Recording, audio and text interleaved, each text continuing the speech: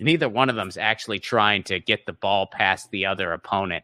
They're just lobbing it back and forth. Here you go, neoliberalism. Here you go, neo-fascism. Here you go, neoliberalism. But we're still getting beat back and forth. And that's why I'm a huge advocate of breaking up the duopoly. I think it needs to happen. I don't think there's any other choice. We need to change the system. That's very hard to do. But the one good news is you can do that from the bottom up. It's not impossible.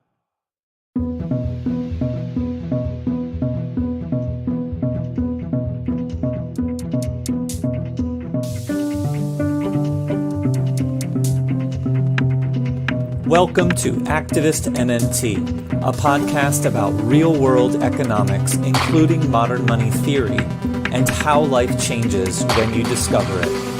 I'm your host, Jeff Epstein.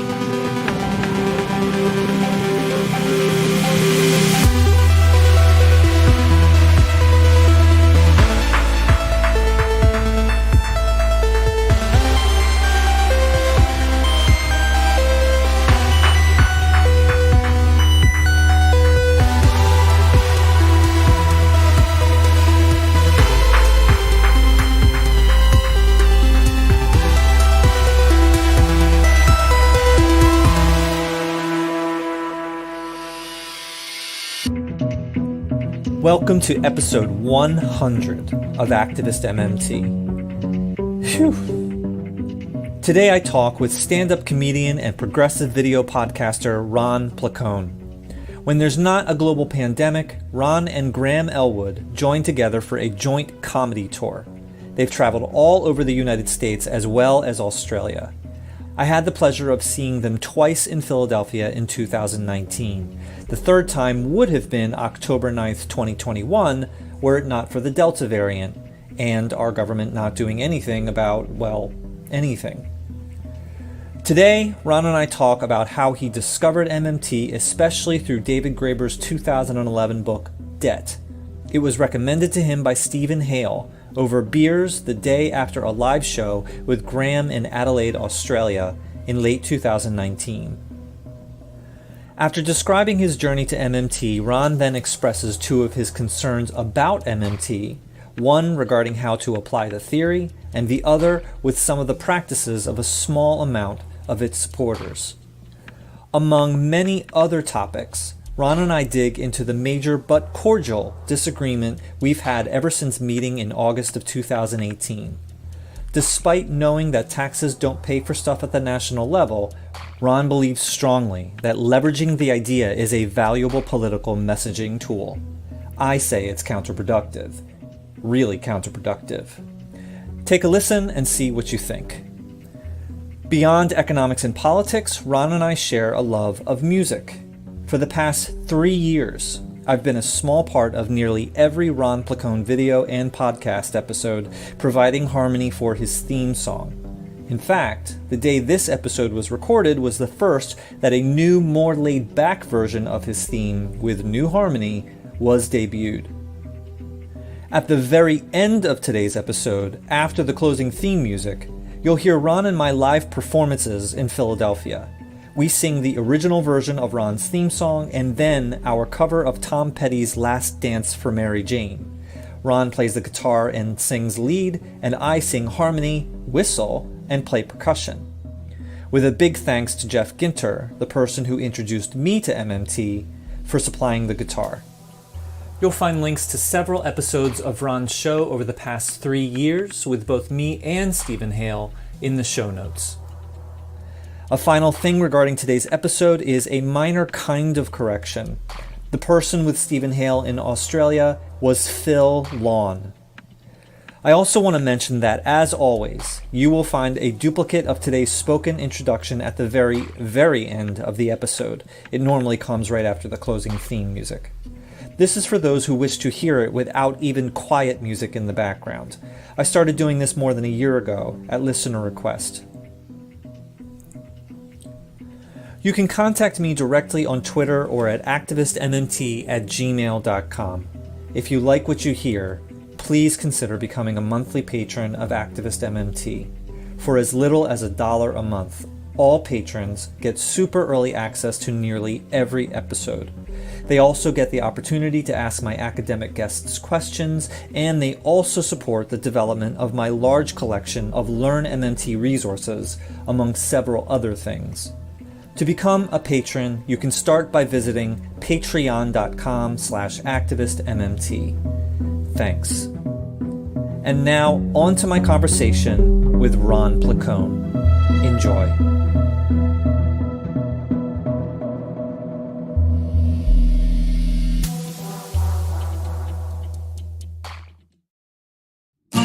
Get your news on with Ron. Don't you want to know what's going on? We're getting our news on today. Get your news on with Ron. Don't you want to know what's going on? We're getting our news on today. Protest, politics, and digital rights. Climate change, MMT, and we love strikes. Get your news on with Ron. Don't you want to know what's going on? We're getting our news on today. Yay, yay, yay, yay, yay, yay, yay. What's up, everybody? Good morning to all my... Oh, wait, it's afternoon now. I forgot. This is the MMT Monday. It's always afternoon. So good afternoon, universally. Good evening, and hello to everybody in the future. Welcome to Get Your News On with Ron. Shout out to everyone who makes this show possible, our friends over at Indie Left. Indie Left is a place to find all the content creators and streamers you know and love. They make a list, they curate it, they update it twice a day. You can get articles, streams. To find out everything they got going on, is to subscribe to their Discord. Go to independentleft.media. And for all of you listening to the podcast later, you may have noticed the new recording of the theme song. And of course, that high harmony is once again today's guest, Mr. Jeff Epstein, who is my guest for MMT Monday. Now, MMT Monday is a segment that the two of us do that is dedicated to MMT and things related to MMT. What does MMT stand for? If this is your first time, it stands for Modern Monetary Theory. And it has been popularized by Stephanie Kelton, Stephen Hale, among others. And it is the truth, the reality that the United States creates its own currency. We make our own money, essentially, and we use this knowledge to benefit Wall Street and the powerful. We could also use this to benefit we the people. And that's the very, very basic nuts and bolts assessment of what MMT is. We do a segment on it once a month. And this week, or this month rather, is a little different. Jeff, who I'm bringing in right now. What's up, Jeff? Jeff, how you doing, everybody? We're going to switch roles. I don't know what's going to happen. But, Get Your News On with Ron has gone through a slight format tweaking.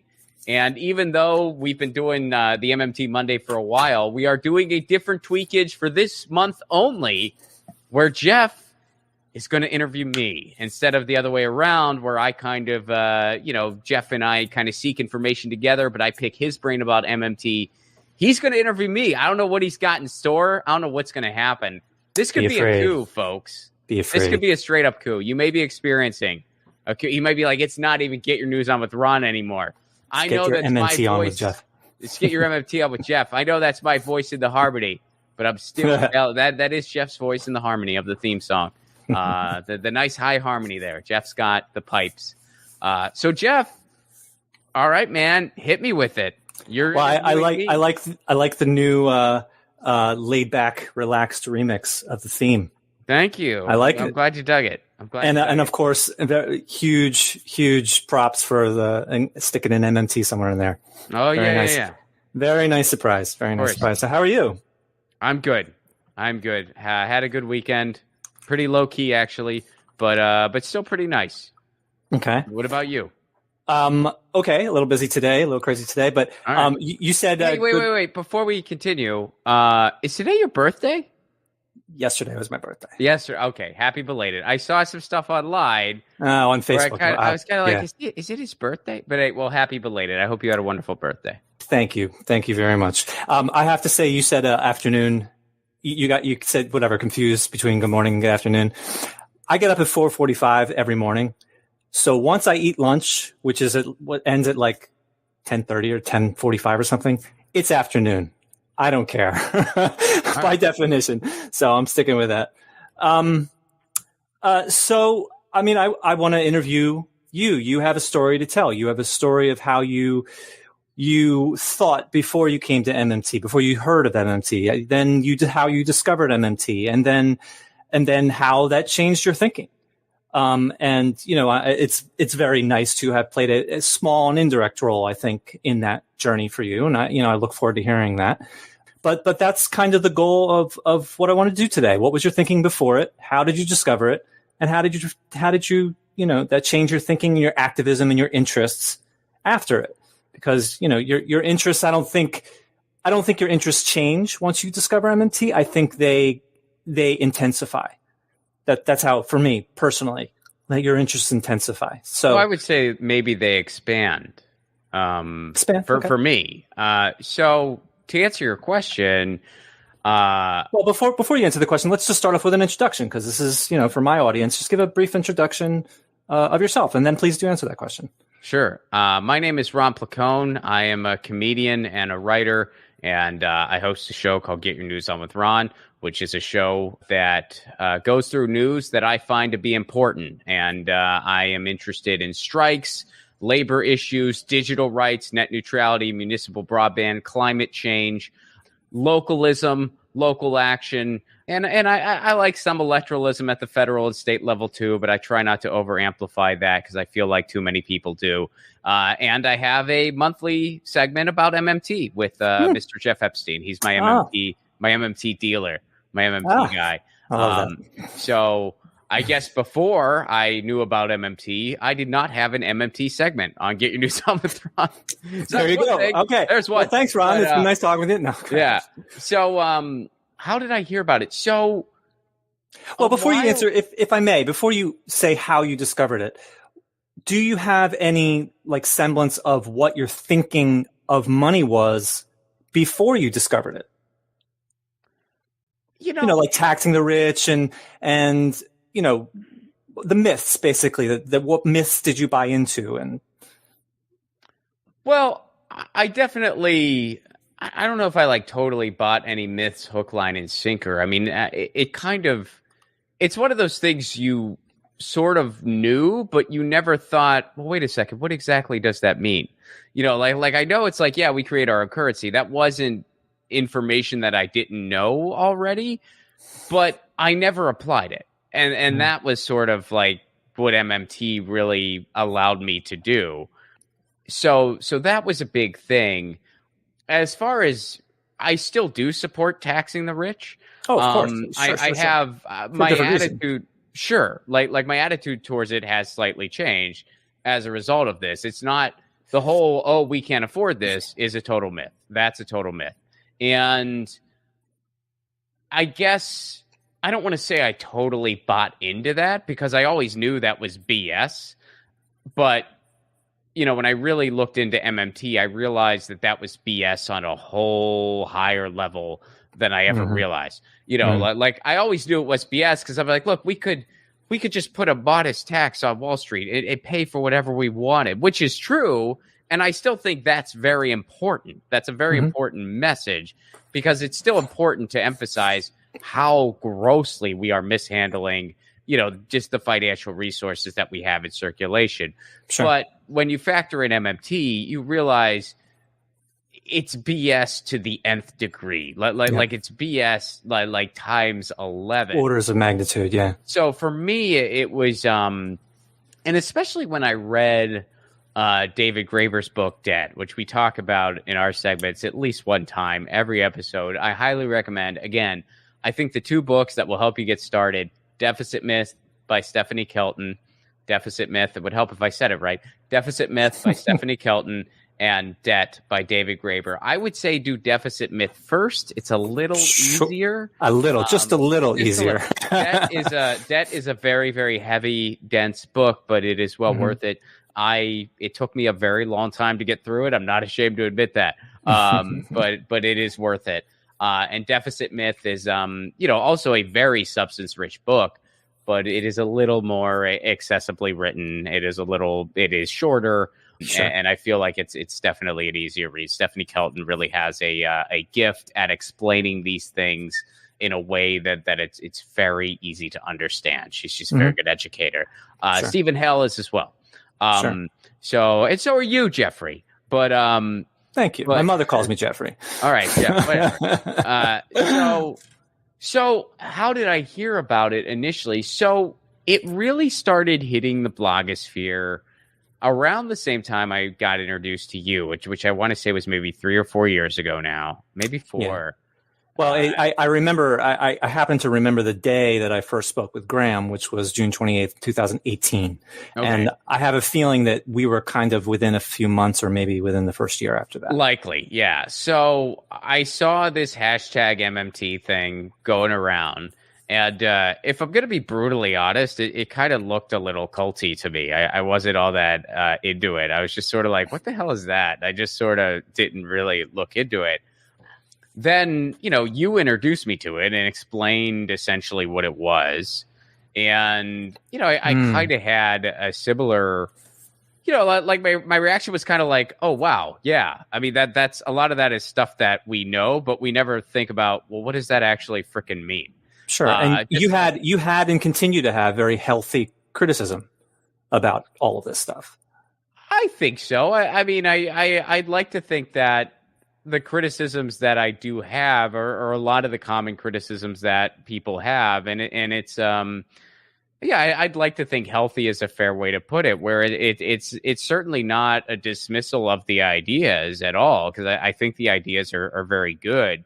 A lot of my criticisms, and I think this goes for a lot of people, not just me, a lot of my criticisms and even yours are kind of rooted more in, okay, so what do we do about this? Sure. Which I think is, and that's a criticism that I know some folks have had about MMT, myself included, where it's kind of like, okay, what do we do with this? How do we do with this? Because I think that one thing that some people might fall into is, well, we just have to elect the right people. And that's definitely not, I mean, I think a top-bottom approach is not going to work. So it's more like, well, what can we do with this knowledge from the bottom up? And I don't know the extensive answer to that question. I think that's what we're all trying to discover. Sure. So yeah, I think that's. I mean, that's kind of the same question. That's kind of the same question of what do we do with our government? Totally. So we understand. Totally. I mean, it's with any kind of theory. It's like, what do we do with this information? But yeah, that's true. So if I may ask, so I don't know if you first heard it from me, but I came on your show. I'm pretty sure pretty early on. But then I'm pretty sure that it's correct to say that the milestone for you was going to Australia with Graham and meeting Stephen Hale and, forgive me, the other name skips my mind at the moment. And then they suggested the movie Debt to you. Can you elaborate on how that came to be? We met Stephen Hale, and I want to say his name was Peter, but I'm right on the tip of my tongue. Yeah. But they're brilliant. And there were a couple other people who were just friends with them as well who were there. But they came to our show in Adelaide, Australia, which was, God, so much freaking fun. Don't get me started on how excited I am to finally be touring again soon. But, so they came out to the Adelaide show, and the next day we all met for beers. And what Stephen said, and of course, Stephen has been on my show, and I know he's been on yours as well. Brilliant guy, Dr. Stephen Hale out in Adelaide. He basically explained how so many people, not just in the world, but even in his own field, they just have these misconceptions on what it really means to have money, what that really means. Yeah. And he said, you got to read the book Debt by David Graeber. So I read that book. And first of all, I mean, you want to talk about misconceptions. I definitely thought, just because it's one of those things that they explain it to you this way in economics classes. And I think they do it just for ease of introducing ideas, but there's no real historical basis for it. I definitely thought that there was a time where barter was way more extensive than it ever actually was. And so when you read David Graeber's book where they talk about like, yeah, bartering's always been around and it still is. And we're not saying it doesn't have its place at all, but it was never this like No major. Right. Yeah. I didn't realize that. I mean, like reading that was kind of so money was kind of introduced as basically just a way of keeping a polis in check, really. That was something I did not realize. That was something that, reading the timeline in that book kind of opened my eyes to a lot of stuff. I'm not suggesting we can be a complete currency-free world anytime soon. I wish we could be, but I doubt that's a change either one of us will see in our lifetime. But I think we can certainly have a better relationship with what it means to have currency and a relationship that actually helps regular people. And I think that is where MMT comes in. Okay. I introduced MMT to Graham. I introduced Stephen to Graham. And so that's how you ended up seeing Graham in Australia. So I just want to put a tiny thing in there that it is really a very nice thing to me that I played a little bit of an indirect role in that happening. So, I would say, you said it's kind of just like the easy way to do it it's just so easy to introduce students to barter. And so that's kind of why they did it, because it was easy. I mean, I'm sure that you don't believe that strongly, but that is, roughly what you said. And I would very strongly say that no, it's to crush the poor, because the most important misunderstanding of money. So you think that random people who teach economics are trying to crush the poor? No, I think they are being deceived by people who indeed do want to do that. Okay. I mean, maybe. I don't know.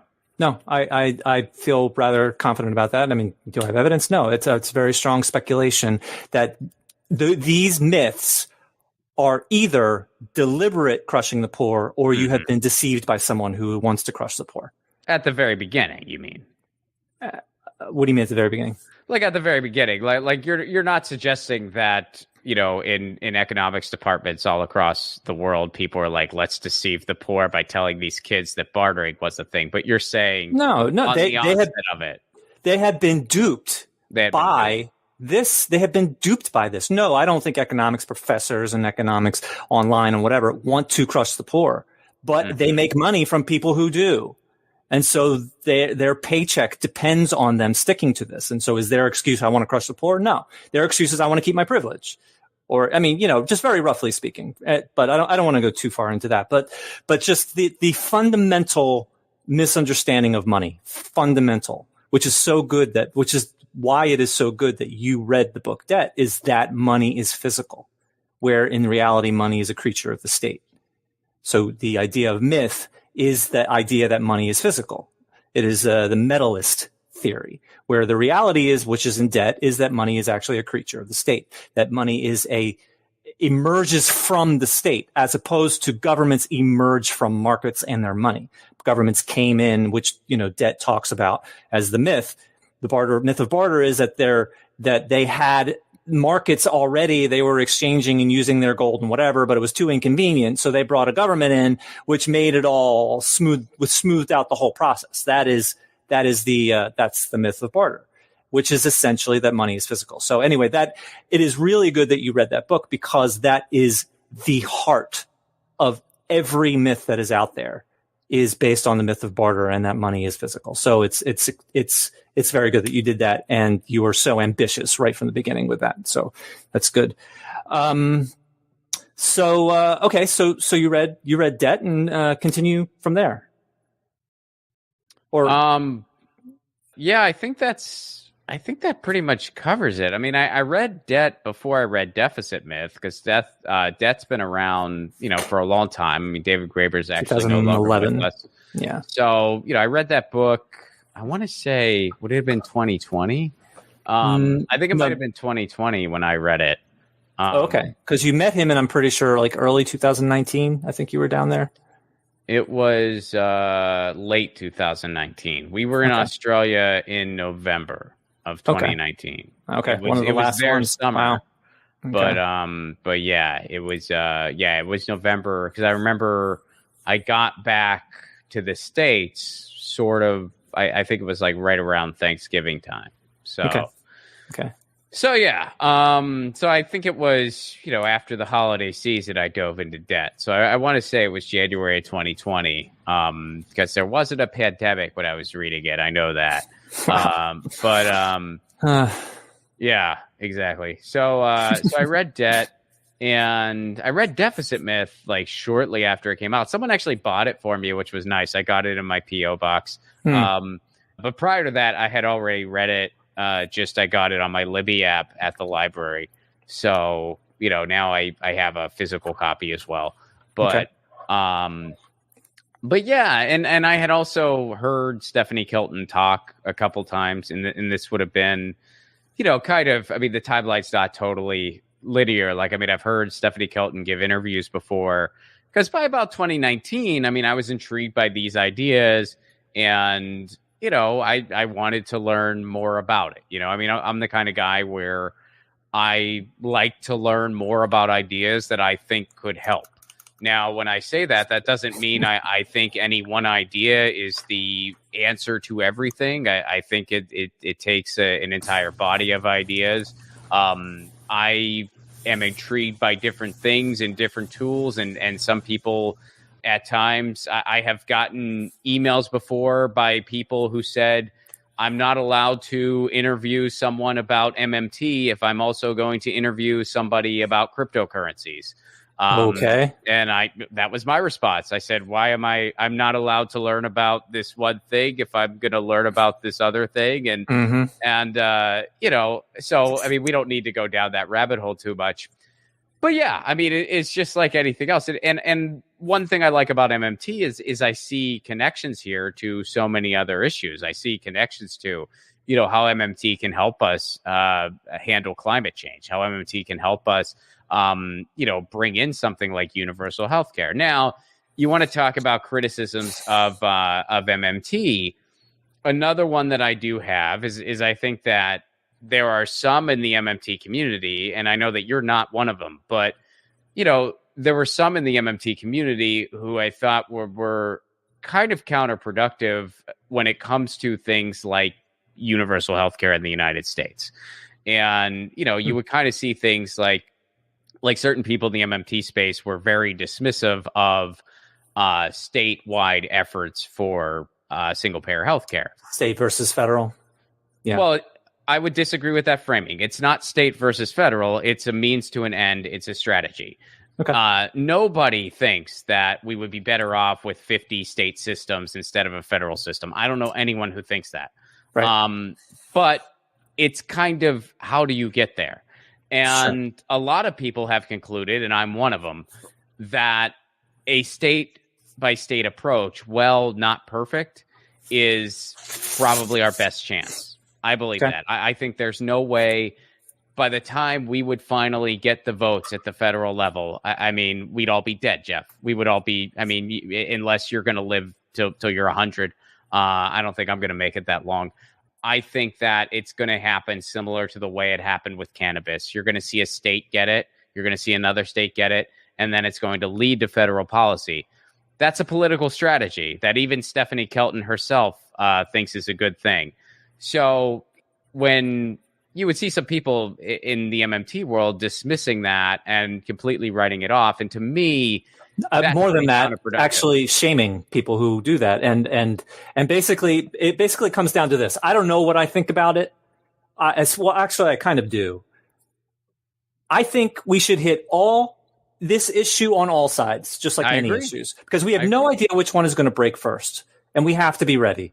And the concept of telling someone that they should not do what they believe that they should do, or not do what they don't feel like doing, is disgusting, really. So, that's pretty much it. You don't tell someone that is on the same side as you to not do what they believe is best. That's it. Well, yeah.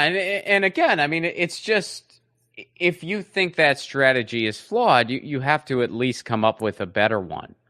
And there's a difference between saying there's a difference between saying I think this is flawed and I don't think that that's going to be productive. And that's as opposed to saying you are wrong for doing this, and I fight against you, and I will shame you in public for it. I agree. No, I totally agree. And yeah, and it's okay. It's okay to bring it up that it's like, okay, what we want is a federal policy. And the thing is that everybody fighting on the state level, they don't disagree. I don't know one person, at least, who disagrees with that. Everybody agrees. It's a means to an end. Of course. Like that's all it is. So you're just arguing against a strategy, and you're at the very least letting the perfect get in the way of the good. And at the very worst, you're just being completely counterproductive. So, that's one criticism. And I know that that's not everybody in the MMT community. In fact, I'd like to think that's just a very loud, it's Sure. a very loud few. But I do think that that's a fair criticism, that it's, sometimes you're so caught up in your theory that you're dismissive of, a tactical approach that, while it's not perfect, it may be our best option. I mean, I think it is. I'd love to be proven wrong and we get federal Medicare for all tomorrow. Whatever. Yeah, but I don't think it's going to happen, man. I think it's state by state is our best approach. And I agree with what you said, that it's like, hey, we got to try everything. We don't have the luxury of picking and choosing. That's not that strategy. I don't like that because it contradicts. Yeah, instead of doing what I feel is best, I'm going to spend my time stopping you from what you feel is best. So both of our energies is going to be wasted. And, so we focus on these stupid fights and trying to, anyway, I agree with you that I don't necessarily know what I think about your strategy versus the national strategy, but it doesn't matter. It doesn't matter. Do what you feel. Strategy. I mean, first of all, it's not my strategy. It's a strategy, of course, and it is a strategy that I just think is our best bet. I mean, because what's the alternative? I mean, the alternative is just trying to get votes at the federal level, or trying to get Biden to enact the power he has via the Social Security Act. And my personal take, if they didn't do it during a freaking global pandemic, they ain't doing it. Well, luckily, we're going to have a global pandemic for the rest of our lives. So anyway, I sincerely hope you're wrong. And I refuse to accept that. I refuse to accept that. Me too. Some people want to do certain things. Some people want to do other things. Some people want to do both. Some people want to do none. Let them all loose, and let's see what happens. Sure. So you read The Deficit Myth after you read Debt, soon after you read Debt. I wonder how the deficit myth kind of struck you, and I wonder if Debt made it kind of more quick for you to pick up.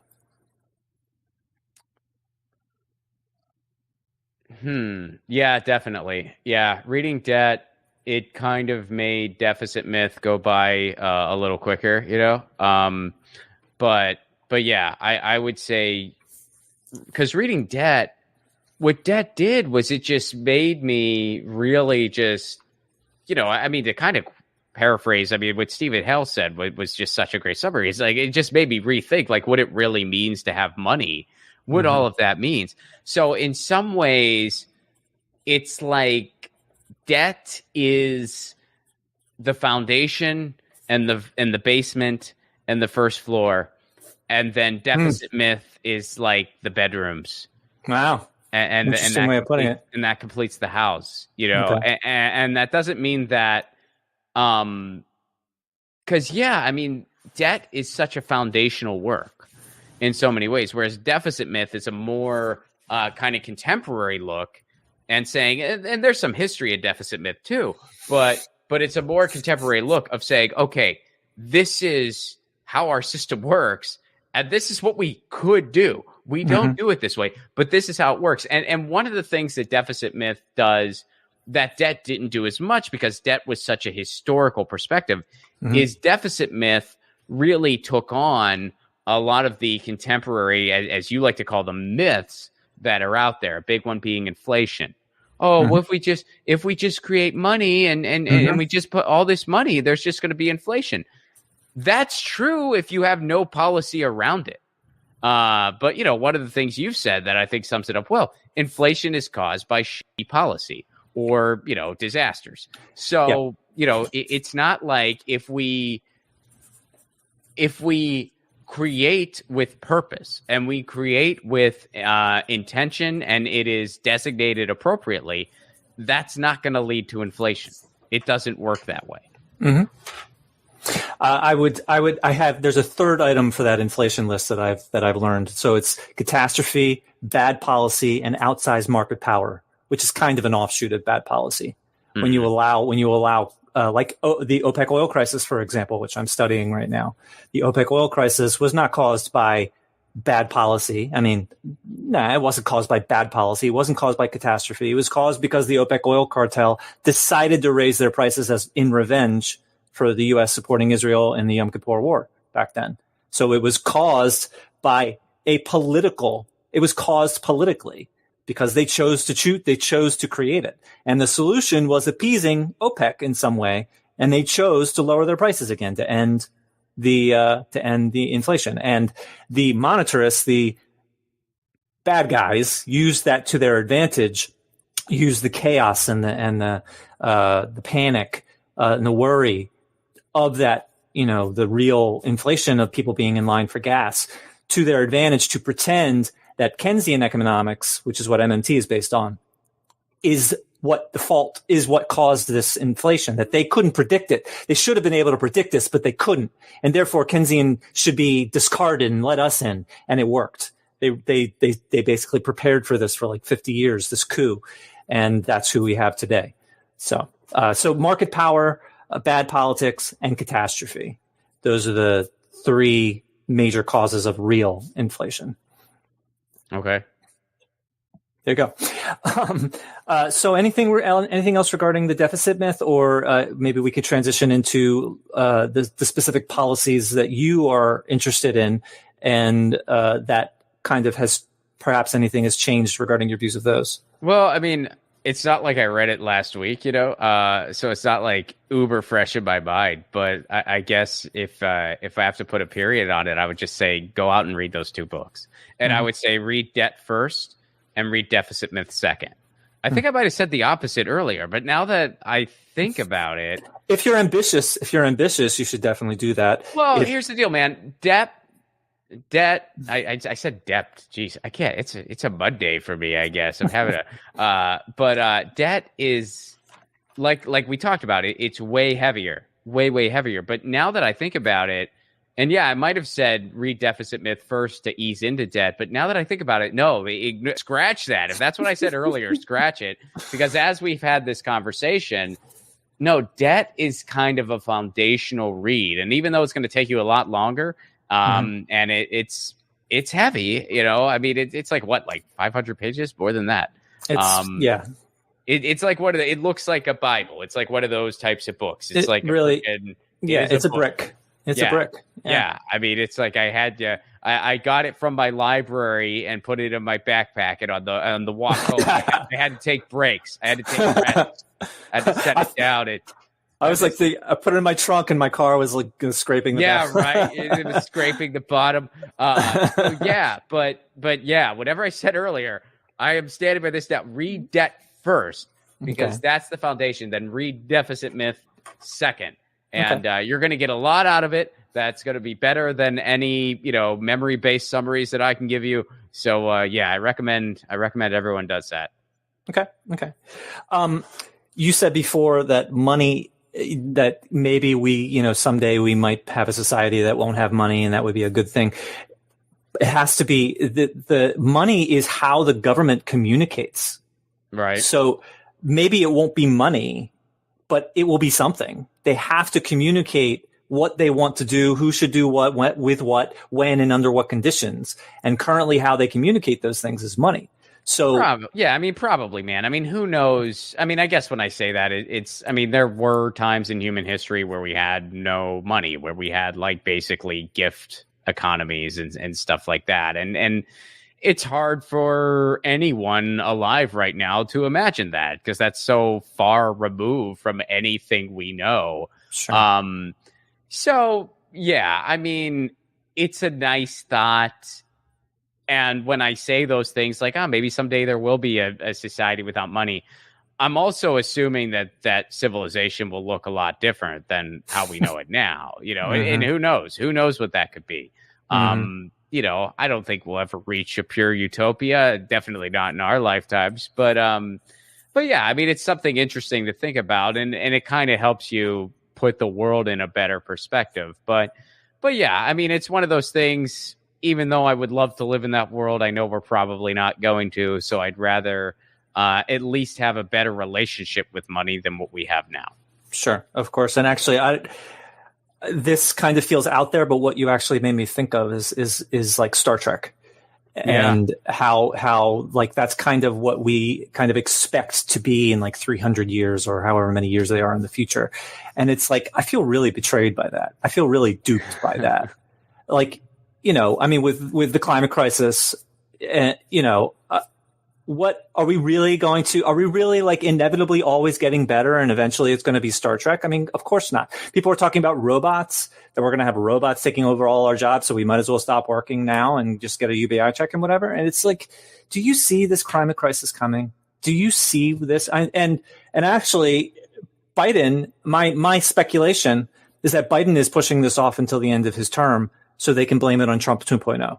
That's my speculation. And that's a really scary thought. Well, I mean, at the end of the day, what we see in contemporary American politics is you see, the fossil fuel industry owns both parties. You and I both know this.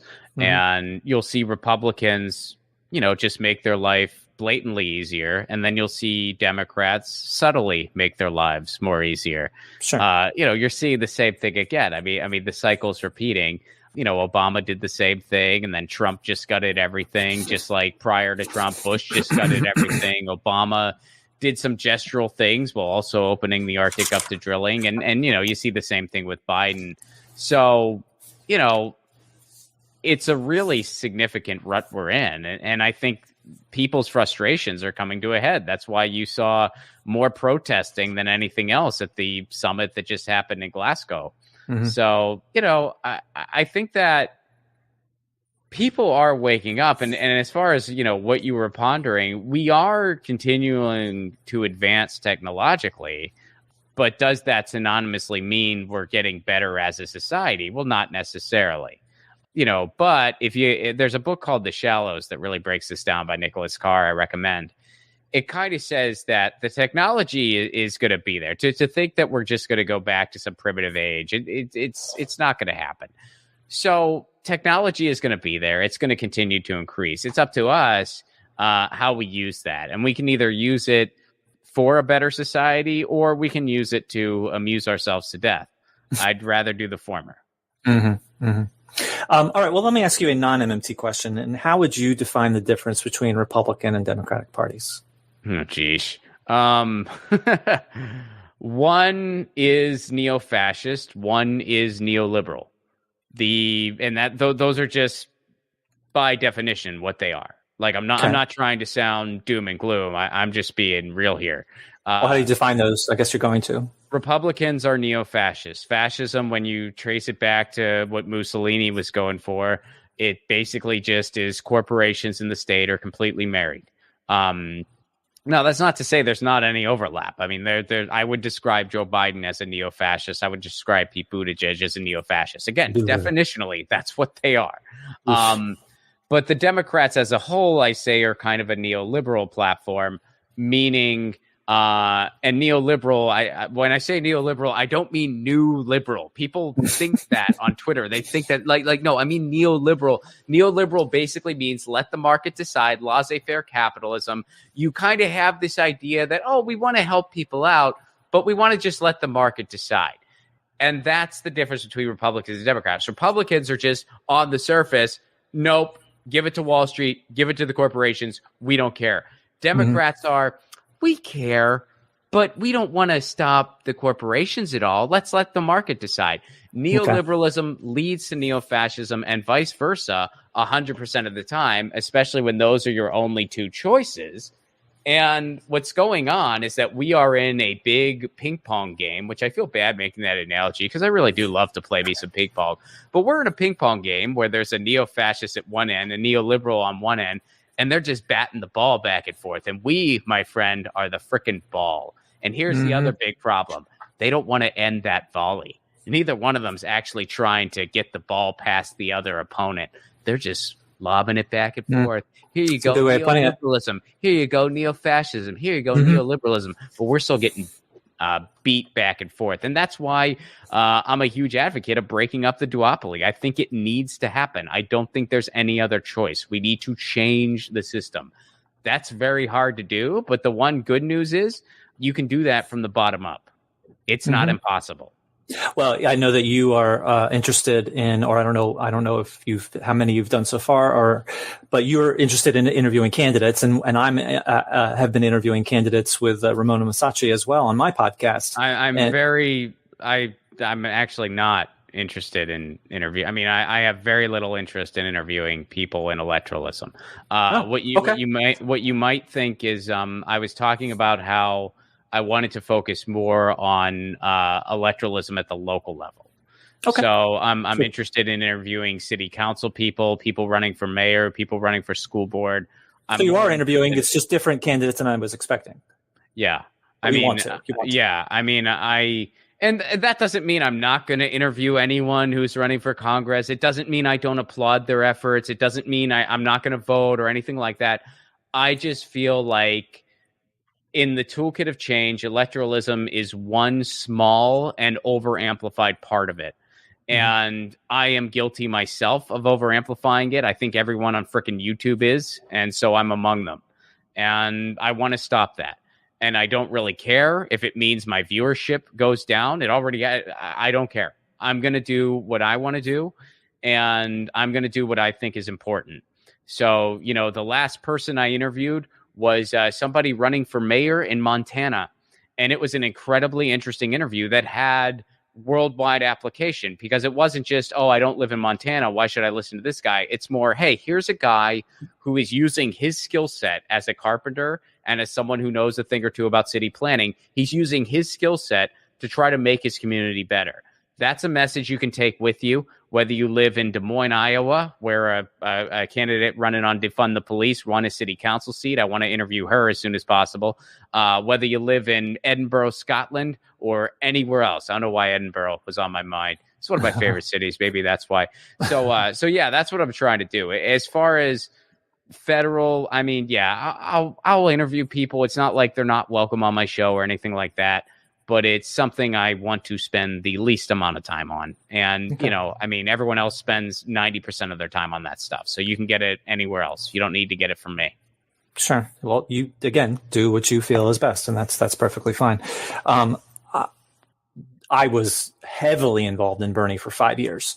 I was a delegate for him both times. I worked in his office full time for a long time. I mean, I volunteer, but I worked in his office in 2016. That's almost by definition over amplifying electoralism. So I guess it's just a matter of choosing if you want to be involved.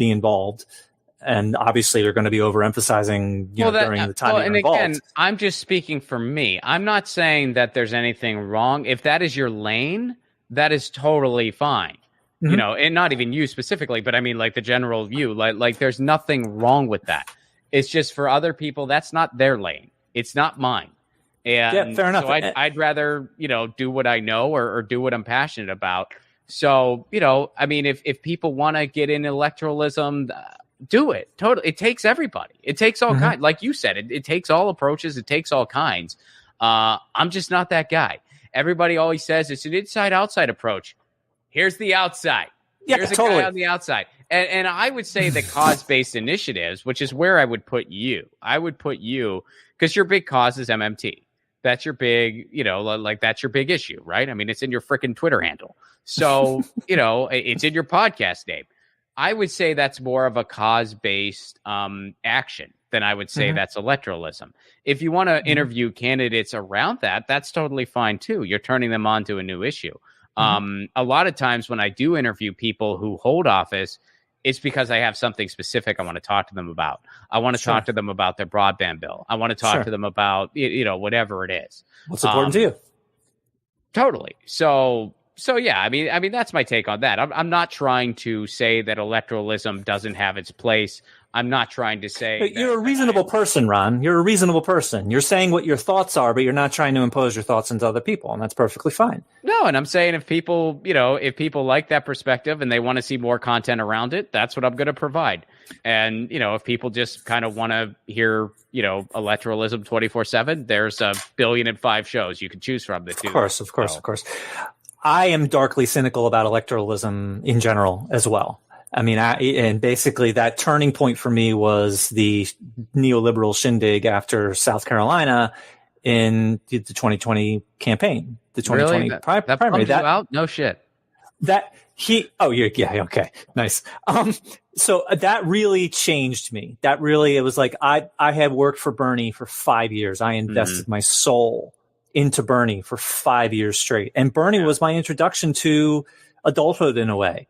I mean, I was never involved in politics or cared or politics or economics or anything before Bernie Sanders. He didn't introduce me to MMT, but he indirectly did through Stephanie Tuchman and so on. Well, and that's one thing to kind of celebrate, I mean, believe me, Jeff, if we start talking about the 2020 election, I mean, we're both going to be crying in each other's arms in no time, man. It still hurts me, and it still hurts you, and it still hurts most people. But, the one thing that Bernie did that I will always be thankful for is, he kind of was in the right place at the right time. And it wasn't just him as an individual. It was, all kinds of factors too. But he was in the right place at the right time. And he kind of turned on a big flashlight and showed us that we're not as alone as we thought we were. And turned people like you on to ideas you didn't even know about before. Yep. So I'm really thankful for that. And when you look at it, that was only 5 years ago. So it's not totally inappropriate that we're all sort of just wandering around going, what the fuck do we do now? We're still the smallest group in the United States. But at least we know each other now. At least we're in touch now. A lot more of us know each other, and we're not as small as we thought we were. We're still by far the smallest, but we're not as small as we thought we were. So that's the good news. Now, what the fuck do we do? I don't think we're the smallest necessarily. We're the smallest online. We're the smallest. We're the smallest among those people who have voices. Well, look, but it depends on how you want to. I guess it depends on how kind of micro specific you want to get. Well, I mean, I just think of voting rights. Voting rights. What votes are counted? Who's allowed in the voting booths? Who's ignored by unemployment statistics? I mean, all of those people. We have no criminals that shouldn't be criminals. People in the military because they're desperate because they can't pay their bills, so they join the military. The military is essentially our job guarantee for our employer of last resort. So all of those people we're not necessarily counting. We don't know if they would be part of us at all. I mean, I'm not saying. I think you're probably pretty close. But. I agree with that. What I mean by that is people who are already on board with the ideas. I would agree with you that there are a ton of people who are on board, who would be on board with the ideas if they were introduced to them. Of course. The whole point is to keep people in the dark. Slaves, don't let the sun shine in with slaves. Exactly. Right? Don't let the sun shine in. So why not? Because they're only animals and they can't learn. They're not capable of learning. But you try and give them a book and all hell breaks loose. Okay. So really, are they incapable of learning, or you just don't want them to learn? Right? It's don't let the sun shine in. Of course, they have the capability of learning. So how many of those people, if they knew these things, would join us? We have no idea. And, whatever. I mean, we are small, that is for sure. But I think a lot of that small is a function of people being disposed of. Oh, of course, man. So. I mean, for 100 years now, lefty ideas have been marginalized and antagonized and misrepresented for 100 years. But I mean, people literally being disposed, being pushed out of existence through the news of, by, and for the rich, through unemployment statistics that ignore all of these people, by putting them in prison because they smoke a joint, all of those kinds of things. But anyway, Bernie gave us two things, in my opinion. He gave us a community, which is so important. So I guarantee we would never have been met if it wasn't for Bernie. Number two, I think he very clearly for the first time made the true problem and the true solution clear. And that I think those two things. He defined the problem clearly, and he defined the solutions clearly, and all of his big policies. What are his solutions? You mean Medicare for all? Oh, his Old policies. Green New Deal. Yeah, all of those policies for free education from pre-K through postgraduate. Right. Yeah. No, I agree that his policies are the way to go. I mean, I guess where I differ from you a little bit there is I mean, those are all. He didn't invent any of it, like it's. No, but he educated that community of all these things. Yeah, no, he did, and you're absolutely right. I guess I would get a little frustrated by the whole Bernie bro thing, by people calling people Bernie bros and stuff like that, because my take was I was just like, wait a second. I was for these policies before I even knew who Bernie was. Of course. I was for single-payer healthcare before I knew who Bernie was. I voted for other single-payer candidates before I even voted for Bernie. Like it's like I didn't like not have political views, and then Bernie came along. I had my political views, and then Bernie was in the right place at the right time, and I was like, not me, though. Who has a chance. I was a blank slate. He taught me everything. I was a blank slate. So all of these things were almost entirely new to me. So it was a tidal wave of all of these things. So for me, and I presume that there are quite a few people like me. Sure. That really did introduce. There's people like both of us. I mean, there's people who are people like what? There's people like both of us. I mean, there's people, like politically there. Like there's people who it's like, I've been a lefty for a long time, and now finally there's somebody who's, has a bigger platform who actually has a chance. Let's do this. And then there are people who, maybe it was their first introduction to these ideas, which is, both are great. Both are great. And again, I think it goes into we're not as alone as we thought we were. Right. And so that's the first step, and it's a very important first step, and it's a great first step.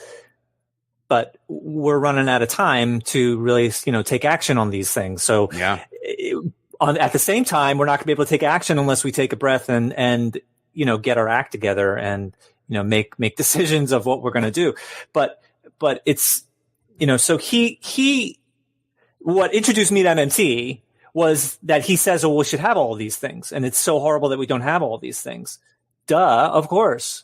I mean, not to Bernie, just to the idea. Of course, it's horrible we don't have all these things. MMT. So then I was asking, why don't we have all of these things? That's the question that came to me. So if it's so obvious, if we've been asking for these things for 100 years, then why don't we have them if it's so obvious? And then that's how I stumbled onto MMT. Someone finally answered that question for me. Mm-hmm. So indirectly, Bernie doesn't talk MMT. He talks taxpayer, which is kind of maddening. But at the same time, he has policies which are very clearly validated by MMT if you get rid of that pay-fors. From all of them. He wanted Stephanie Kelton to be in his cabinet. Which I think is what... Okay, well, I didn't hear that specifically. That's good to know. But she is, I'm sure, a huge reason of why those policies were so bold. And I think the only compromise or the only whatever that Bernie wouldn't let go of or whatever was all the pay-fors in those policies. See, I see what you're saying. I do think it was important, though, from a messaging standpoint, how he showed regular people how easy it was for us to have all these things. Because he did lay out... With pay-fors. Yeah. Okay. I think that's important messaging. Okay. And you can disagree with that. And I'm going to. I don't know why you would. When you show people how easy it is, it's easier to show people, yes, we can have this, and it really is this easy. It's easier to do that than to get them to watch an MMT series, read a bunch of books. It's just way easier to get their votes. The formula. No, I think this is probably. Now, granted, Bernie lost, but he lost for a lot of reasons. Well, I'm going to say just very quickly, I think he lost because he chose to lose. He chose to, he needed to call out the corruption, and he didn't. He allowed people to vote when they were risking their lives to vote. And not only did he allow them, he didn't call it out. He also accepted the results of that vote. Right. But can I ask you this? Sure. Honest question. Please. Do you think there's any way in hell they would have let him be the nominee? What does it matter? What's the answer matter? No, but what if the answer is no? it doesn't change the fact that we are desperate for some big kind of change, and he was our biggest chance for a change that, probably in our lifetime. Well, I mean, is the answer no? Because my answer is no. Like there's no way that they are. Of course, they're going to do everything. They're going to do everything in their power to not allow any poor person to get what they need. And Bernie was a huge representation of that. So, I mean, of course, they're not going to allow it, but it's up to us to make that not possible. What other choice is there? It's like, we can't replace, maybe I've said this, like we can't replace our government. We can replace a hammer. We could buy another hammer, but we can't replace our government. So maybe it's unlikely and maybe it's impossible to change it, to let someone like Bernie in or to whatever. But it doesn't change the fact that it's the only chance we have. That's the only government that we have. Okay. Yeah, I disagree. I don't think Bernie was the only chance we had. If I did, I wouldn't be doing it. No.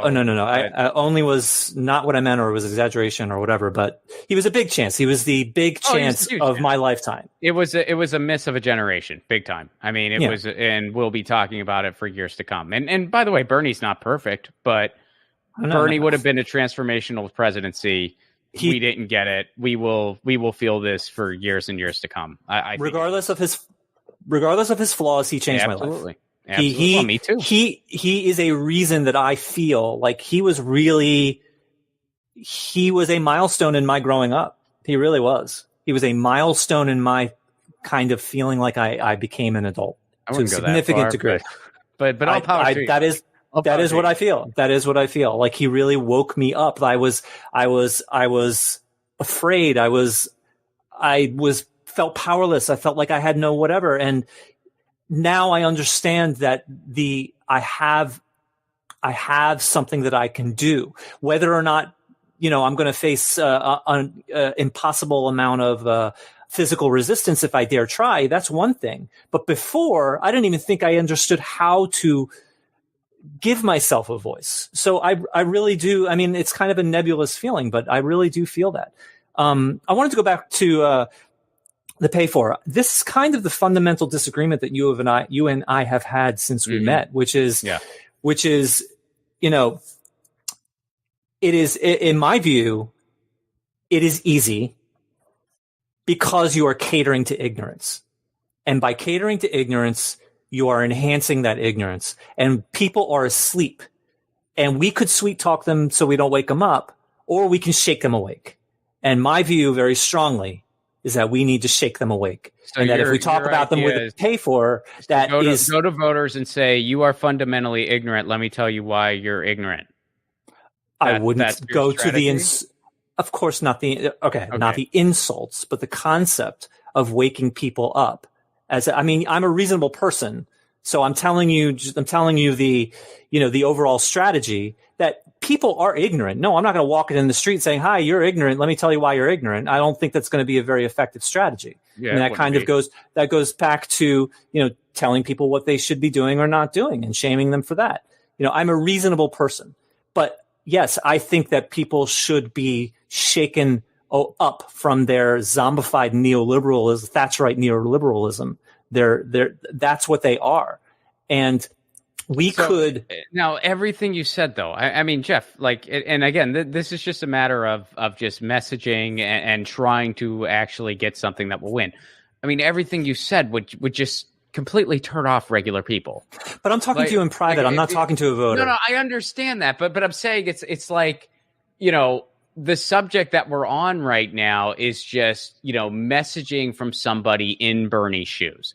And I'm saying, yes, it is valuable to bring up that messaging of showing people it's like, this isn't some unattainable thing that we can't afford. These are the resources we have right now. This is how they're being misallocated. If we just reallocated them, it's this simple that we can have all these things. That is a valuable message.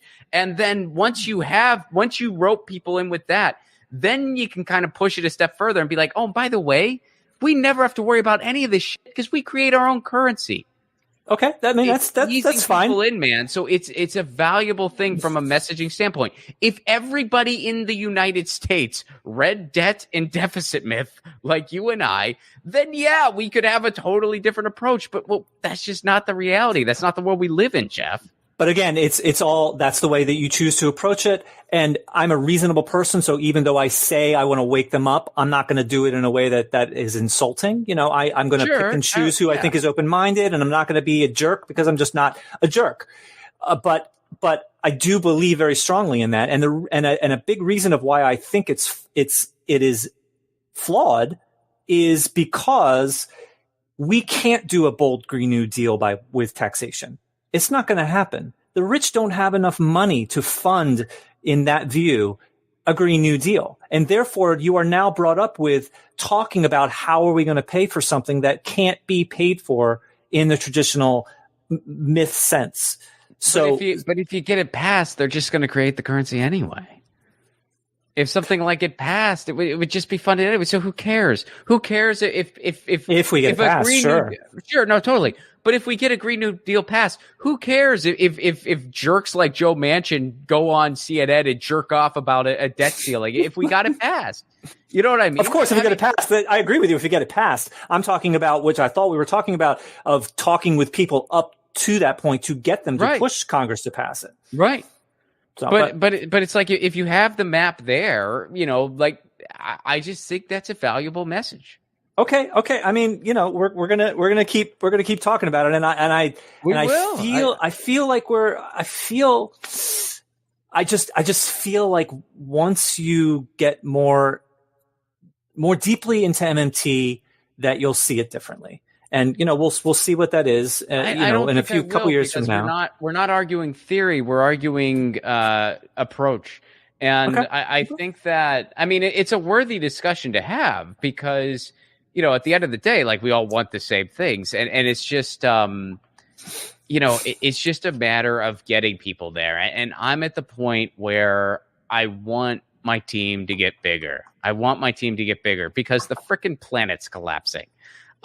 So, you know, I see value in people that have made some progress in that area. Now, for me, again, I'm a bottom-up type guy. I'm more interested in doing stuff in my community. I'm more interested in talking to the person running for city council. I'm more interested in cause-based initiatives, you know, turning people on to something like net neutrality, turning people on to something like municipal broadband, you know. And again, like, when I do stuff like that, I don't open up with like, so this is how we're getting like this is how they're screwing us over. This is why Comcast is corrupt. I don't start there.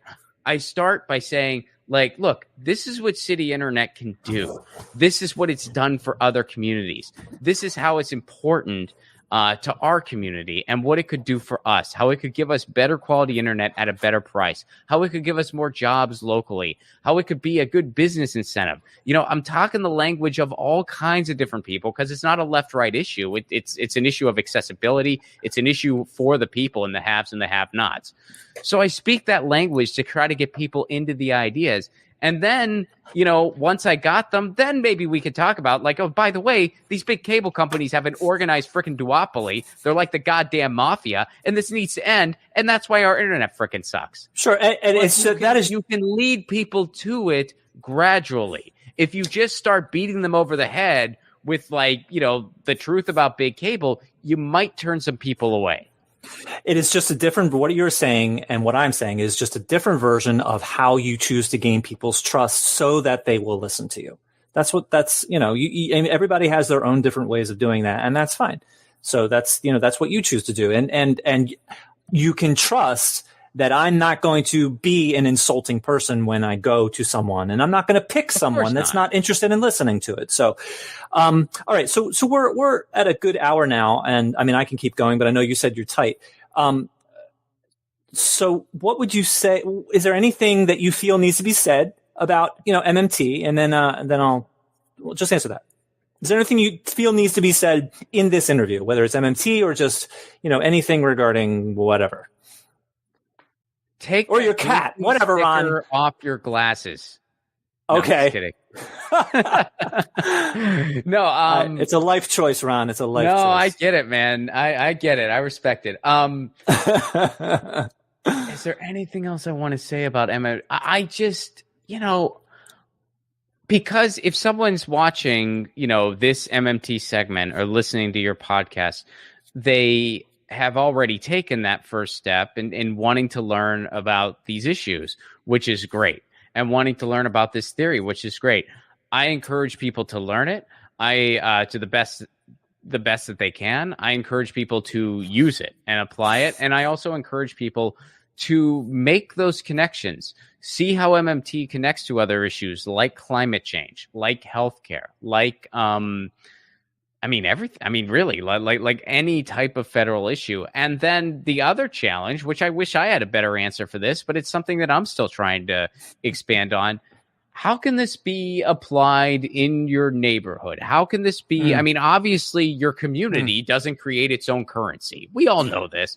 So how can you kind of have a grassroots building of these MMT ideas? Maybe getting someone in the city council could be a good thing. Maybe just taking it into account when you manage things locally. And again, I wish I had a better answer for this. So I'm counting on other people to try to maybe find some connections that I'm not seeing yet.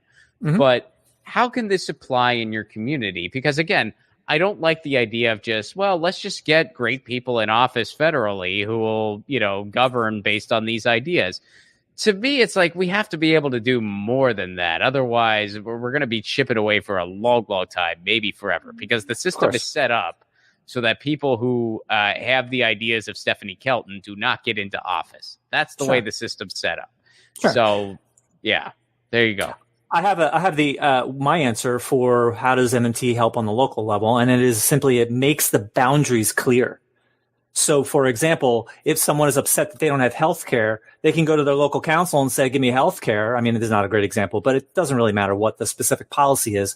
If they go to their city council or they go to their town council and they demand something, should that body give them that, or should they be pointing them up?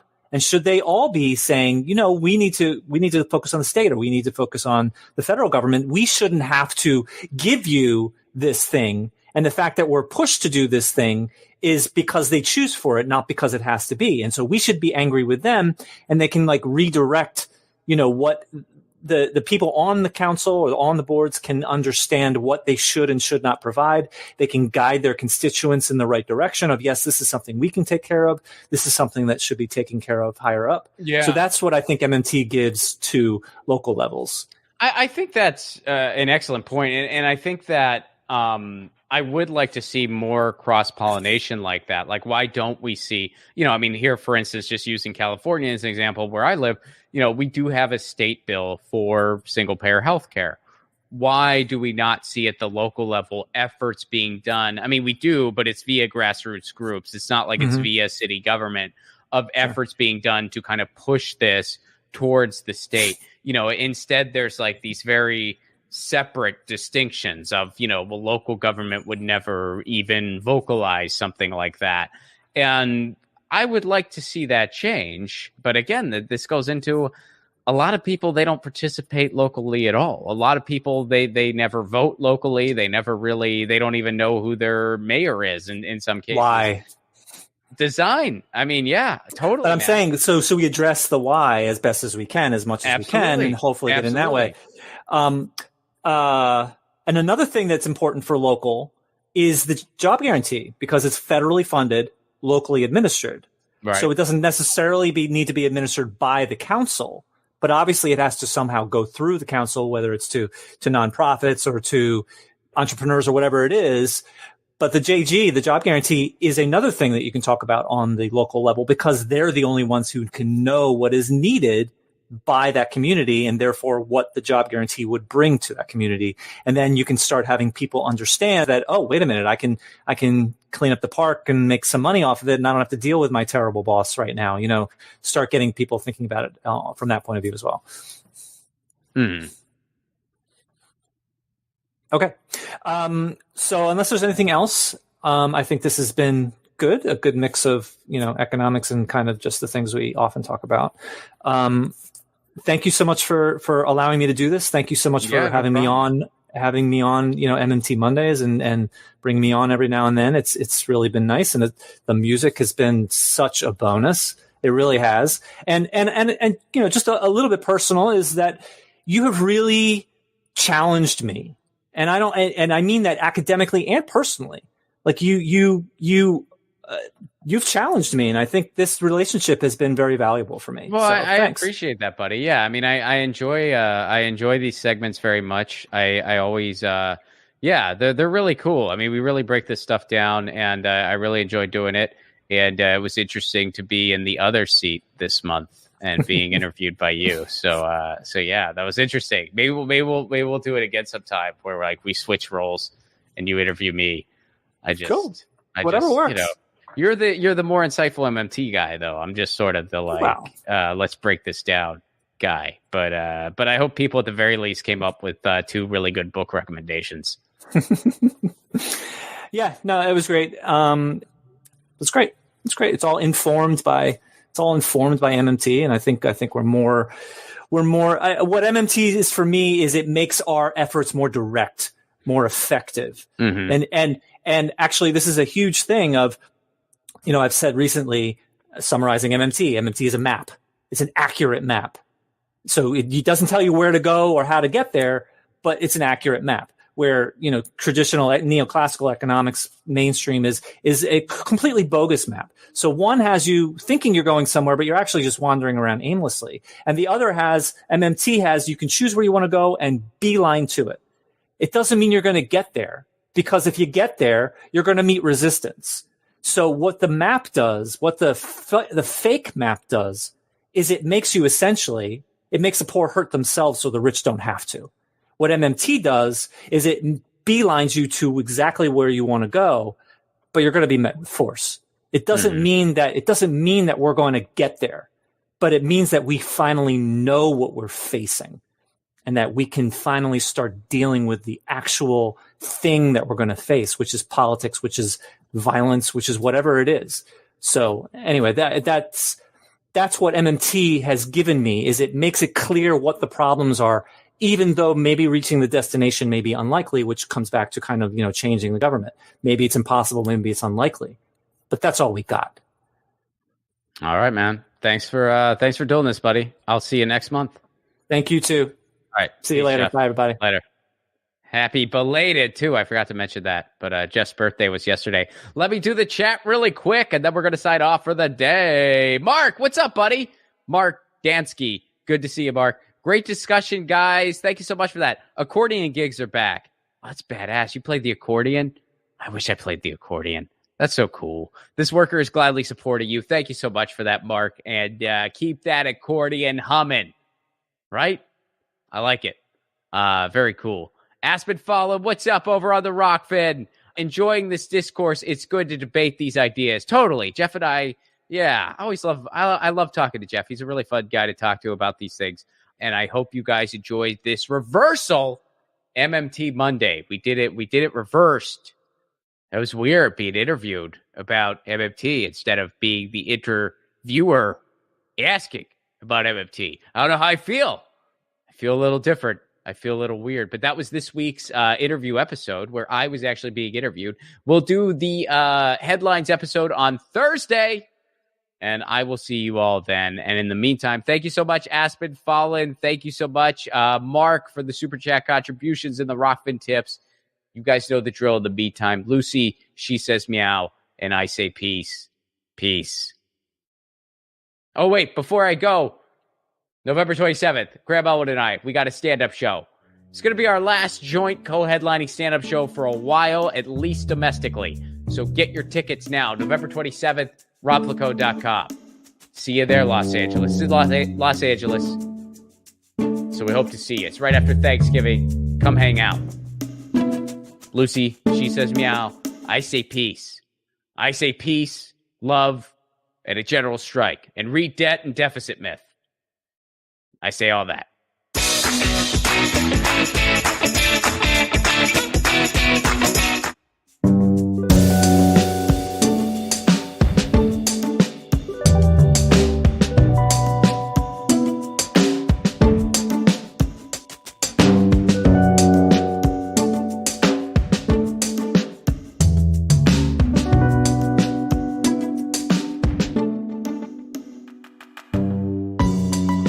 for this show is by RecTech.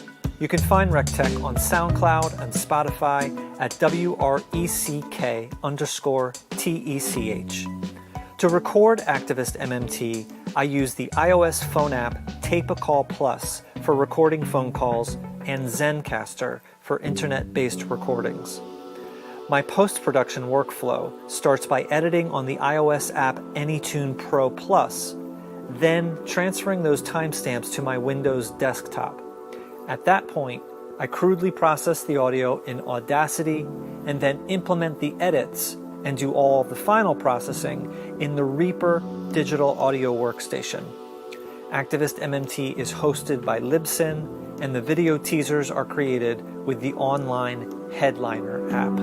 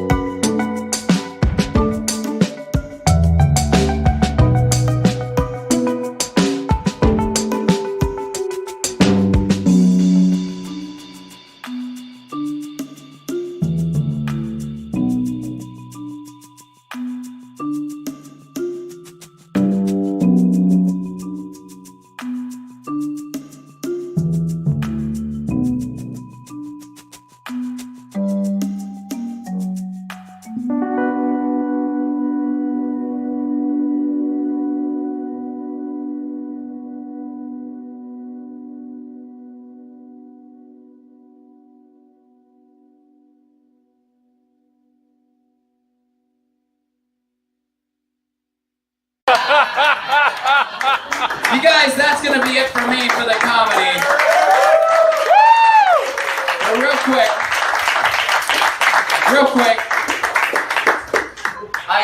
on my show, Get Your News On with Ron, I have a theme song, and if you listen to that, come on up here, Jeff. If you listen to that theme song, there's two voices on the theme song. One of them is my raspy bullshit voice, and the other one is a very beautiful harmony from someone who actually knows how to sing, and that's Jeff. Jeff is the high harmony on the Get Your News On with Ron theme song. All right, because he's I have one request for you. All right. My 9-year-old, his favorite part is the speaking and the put at the end, so I'm asking to do that. All right, we'll do that. You got bridge. All right. You ready, Jeff? Please. Take me to the bridge. Get your news on with Ron. If you want to know what's going on, we're getting our news on today.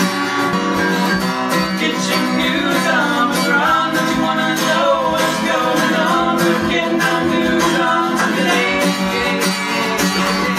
You can tweet me an article at Ron Placone. We go through it together and make it our own. Get your news on with Ron. If you want to know what's going on, we're getting our news on today.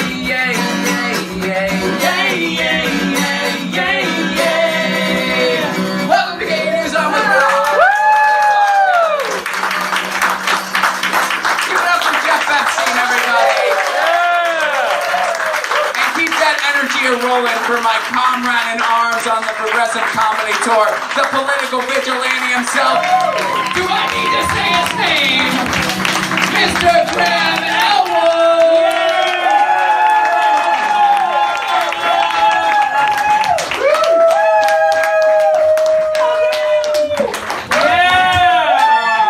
I'm streaming this live. Keep it going for Rob Placone and Jeff Epstein from Citizens Media TV. Everything you want to know about modern monetary theory. Talk to that fine young gentleman. He will talk to you about it. After we went on a spaghetti run last night, we just drove around Philly. There was a bunch of drunk people, and we just yelled progressive things out of the window at them. It was really fun. It was a lot of fun. They're all like drunk and going to bars, and we're just like, woo! Taxation is theft. You know, it was really, it was a lot of fun. So real quick, the people that are on the live stream watching, you want to watch the whole stand-up show? Well, you're gonna have to buy a fucking ticket. Sweet. So the show has not started yet, but we had a thing yesterday where we do not pipe music in up here. So yesterday I thought it was weird without music before a show, because it is weird. So I just jumped up and started doing it myself yesterday, and it was a fun time. So my buddy Jeff here was like, let's do that again tonight. And I was like, sure, Jeff. So he's going to help me out on this first one. You can talk amongst yourself, get drinks, just relax, but we're going to provide the backing music. You know, we're doing it a cappella style, I guess. You ready, buddy? Let's do it. It's overtime, right? We're gonna, there will not be no music before my show, even if I have to do it myself. I decided that a long time ago. You ready, buddy? Let's do it.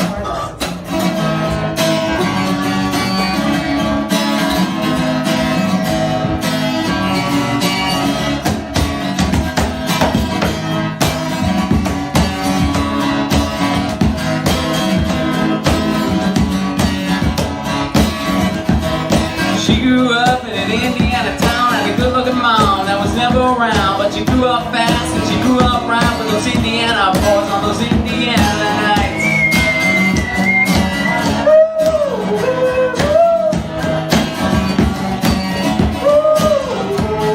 She moved down here at the age of 18, blew the boys away, it was more than they'd seen. We got together and we started grooving. She said, look, Ron, I dig you, but I gotta keep moving.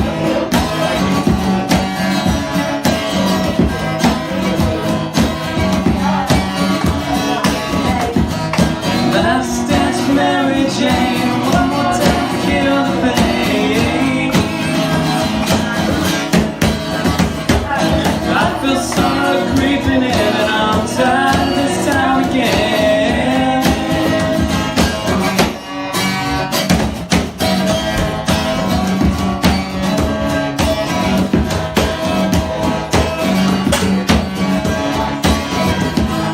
Well, I don't know, but I've been told you never give up, never grow old. But I'm tired of screwing up, tired of being down, tired of myself and tired of this town. So oh my, oh hell yes, better put on that party dress. Buy me a drink, sing me a song, take me as I am, cause I can't stay long, Philadelphia.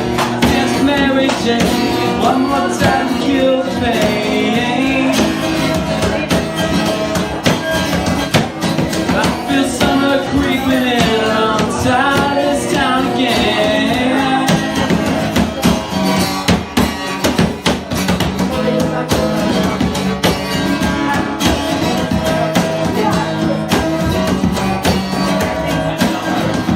There's pigeons down on Market Square. She's standing in her underwear, looking down from the hotel room. Nightfall will be coming soon. So oh my, oh hell yes, better put on that party dress. Too cold to cry when I woke up alone. Played my last number, went down to the road. Last dance with Mary Jane, one more time to kill the pain. I feel summer creeping in and I'm tired of this town again.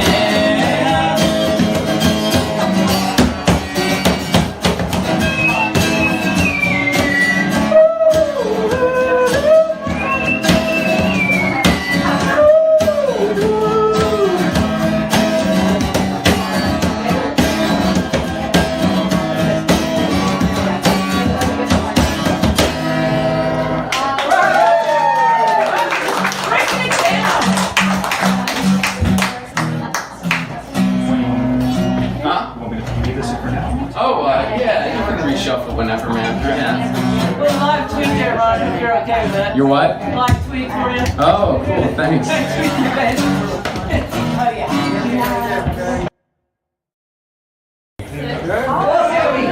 Sweet. So the show has not started yet, but we had a thing yesterday where we do not pipe music in up here. So yesterday, I thought it was weird without music before a show, because it is weird. So I just jumped up and started doing it myself yesterday, and it was a fun time. So my buddy Jeff here was like, let's do that again tonight.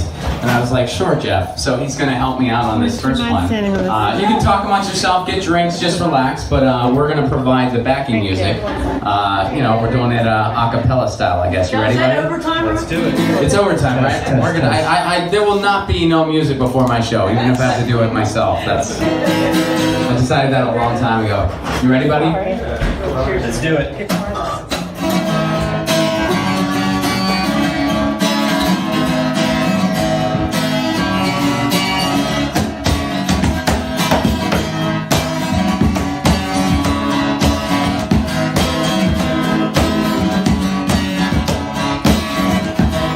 She grew up in an Indiana town, had a good-looking mom that was never around. But she grew up fast and she grew up right with those Indiana boys on those Indiana nights.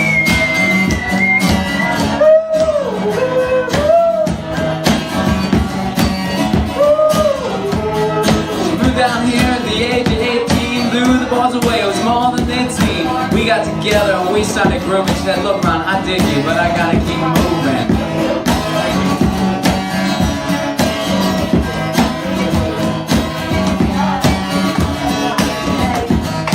Last dance for Mary Jane, one more time to kill the pain.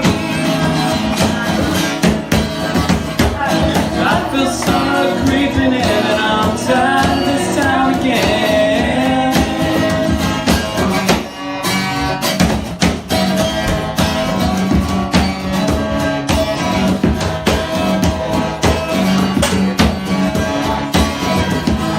Well, I don't know, but I've been told you never give up, never grow old. But I'm tired of screwing up, tired of being down, tired of myself and tired of this town. So oh my, oh hell yes, better put on that party dress. Buy me a drink, sing me a song, take me as I am, cause I can't stay long, Philadelphia. Dance Mary Jane, one more time to kill the pain. I feel summer creeping in and I'm tired of this town again.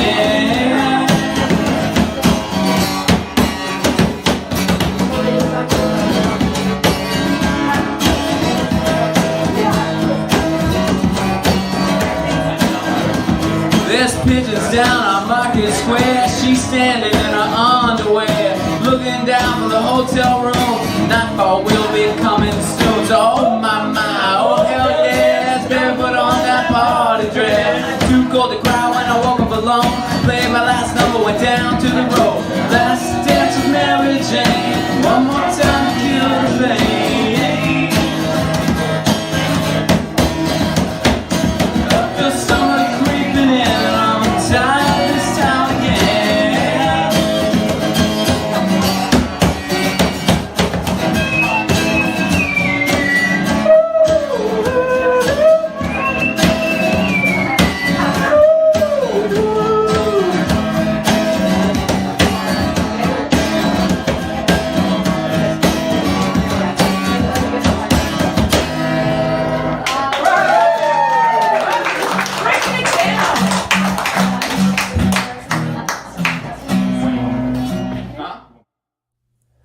Welcome to episode 100 of Activist MMT.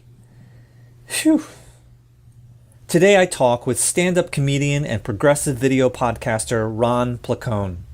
When there's not a global pandemic, Ron and Graham Elwood join together for a joint comedy tour. They've traveled all over the United States as well as Australia. I had the pleasure of seeing them twice in Philadelphia in 2019. The third time would have been October 9th, 2021, were it not for the Delta variant, and our government not doing anything about, well, anything. Today, Ron and I talk about how he discovered MMT, especially through David Graeber's 2011 book, Debt. It was recommended to him by Stephen Hale over beers the day after a live show with Graham in Adelaide, Australia, in late 2019. After describing his journey to MMT, Ron then expresses two of his concerns about MMT, one regarding how to apply the theory, and the other with some of the practices of a small amount of its supporters. Among many other topics, Ron and I dig into the major but cordial disagreement we've had ever since meeting in August of 2018. Despite knowing that taxes don't pay for stuff at the national level, Ron believes strongly that leveraging the idea is a valuable political messaging tool. I say it's counterproductive. Really counterproductive. Take a listen and see what you think. Beyond economics and politics, Ron and I share a love of music. For the past 3 years, I've been a small part of nearly every Ron Placone video and podcast episode, providing harmony for his theme song.